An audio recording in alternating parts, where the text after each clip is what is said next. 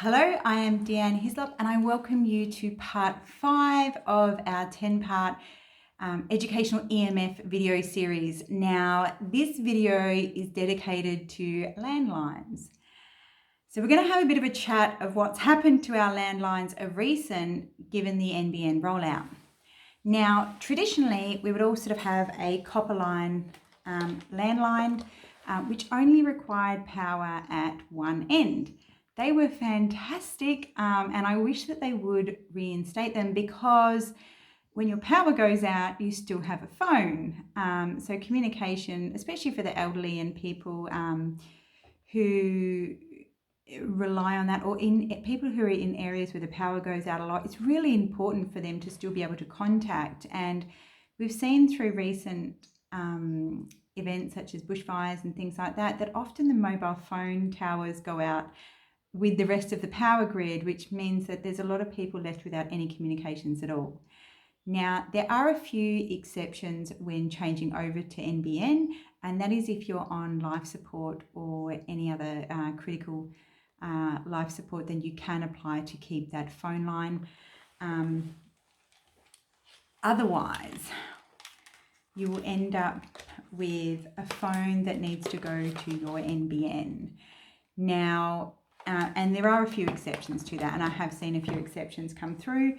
I did apply myself to keep my copper landline and was refused, but I have seen a few people successful in certain areas. So it is worth trying if you haven't made the switch yet, but it's also something to be really mindful of. Now, when you've had your NBN installed in your area and you change over, you're going to change your router most of the times. And you need to make sure that if you want to have a phone line, that you've got a router that has phone ports to it. We did speak about this in the first video, but just to recap on that, this means that the back of your router is also going to need to have the phone ports that'll be labelled for a phone port on them. Now, if you don't want a landline, or you say, we've never used a landline before, what I want you to think about is this. Are you happy to have your mobile phone turned to flight mode at night and not be able to be contactable? Many of us are okay with that. But for many, we've got a lot of people will leave their phone on, or they'll put it in a different room and on, because they're concerned that loved ones aren't going to be able to get hold of them. They might have children, teenagers that are out at night. They might have elderly parents. There's a whole host of reasons as to why people might still want to be able to be contacted. And I think a landline is a very good a way of being able to be contacted in the middle of the night by loved ones, but without compromising health. So what that then means is that when you're getting your service provider or your internet plan, you will need to make sure that you've had a phone line or a phone service put onto that. Those prices vary. I think I pay about $20 a month for one. But I use my landline a lot. I use it for a lot of my work calls. I use it for personal calls, especially when I'm talking to clients, because those phone conversations might go for half an hour or an hour as we're discussing their situational reports. So for me, it's really important. Also, if you've got children who are, talking to grandparents and things like that, it's nice for them to be on a phone. If they are video calling or using like FaceTime or, Skype and things like that, then I encourage you to do that on a hardwired device.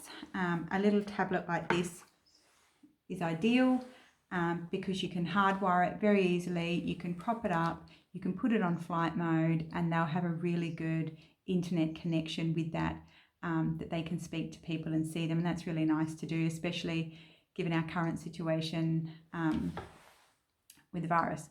So when we talk about landlines, we are not talking about cordless landlines or cordless phones or Dect phones.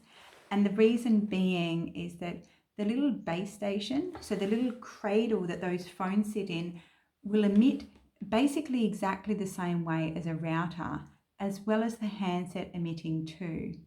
Now, the majority of these will emit regardless of whether they're in use or not.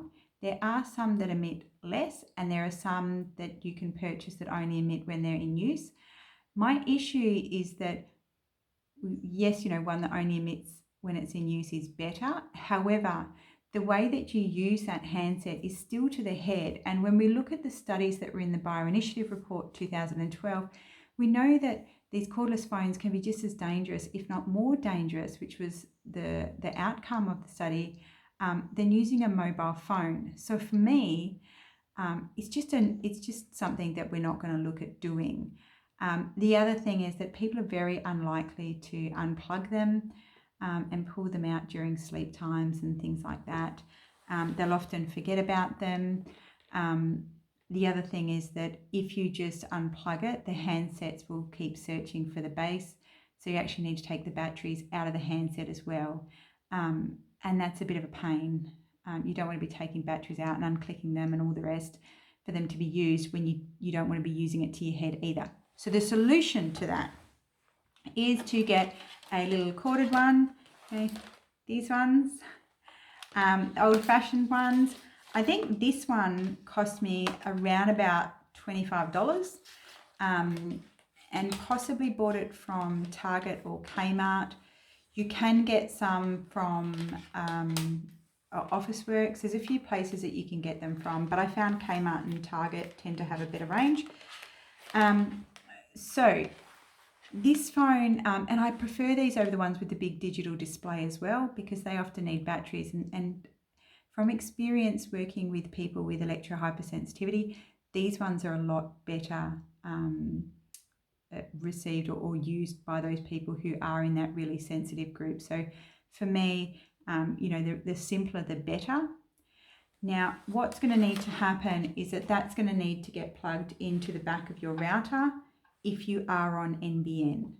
So that will go into the back of the router. So you need to make sure that the phone line the phone that you're getting, and pretty much every corded phone that's on the market that is selling now, will be a VoIP phone or will be VoIP ready. You can still use these phones on speakerphone. The problem that you might come across, however, is that where you previously put phones wherever you wanted to, this does have to be run back to the router by a cord. So what we do is that we have our corded phone in the same room as our router, and that is the only corded phone that we have in the house. If you have additional phone ports on your router, you can use additional phones. However, you may have to pay for that service.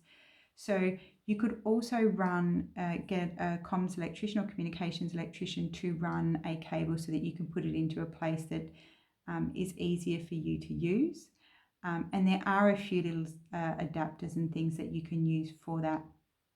If you have a router that doesn't have a phone port, there are some adapters that you can use, but the preferred situation is that you are running it back to the NBN, straight back to the router that you've got. So for me, I like to have a corded phone in the house. I turn it up loud so that I can hear it from the other end of the house, or when I'm outside, or if I'm fast asleep. And what that enables me to do is that when I come home, my phone's already on flight mode in the car anyway, but when I come home, my phone stays on flight mode. You can, if you wanted to, divert your calls to that phone line. And I know like Aussie Broadband is super easy. I can jump on and do that back and forth on an app that they have. But ideally, you come home and you turn your phones onto flight mode, and that's your timeout. That is your time when you're only contactable from those people that you want to be contacted by. And the reason being is that these days, with all the different platforms that people can get hold of you on, it is very hard to shut down and to set strong boundaries around when you can be contacted, when you can't be contacted, And I think that that's very, very important. It's also important as far as role modeling those boundaries for children. So parents who have young children or teenagers, I think it's really important to be able to come home, to turn off from work. A lot of us use our mobile for both work and personal, to turn that off and know that, you know, you can still be in contact with those that you need to be in contact with. So just to recap again, I really encourage people to use a landline phone. Often I'll allow my mobile phones to go to voicemail and then I'll call them back on a landline. It will need to be something like this that's got a cord available. You can get them from Officeworks. You can also get them from Kmart and Target. They're super cheap to buy. They will need to go, if you're on NBN, they will need to go back to the NBN router into a phone port, not an Ethernet port. So you'll need that capability on the router that you've got. But I definitely think that this is a really cool investment for anyone's house and for anyone who especially is working from home or doing business or takes long family calls. It's the perfect solution to reducing down your exposure. It also allows you to put your phone on flight mode during the night, which is the most critical time for the body to make sure that we've reduced down the exposure. So just again, we're not looking for cordless phones. We definitely don't want to be using cordless phones. We only want to use a corded phone. And I would recommend buying the corded phone that isn't a system that has a corded phone and a cordless phone with it, which I've seen quite a lot in Officeworks. We just want to get the corded phone on its own. So for now, I hope you're feeling super empowered. You're going to be spending a lot of time like this, and that you're ready to take action to better your health. I'll see you in the next video.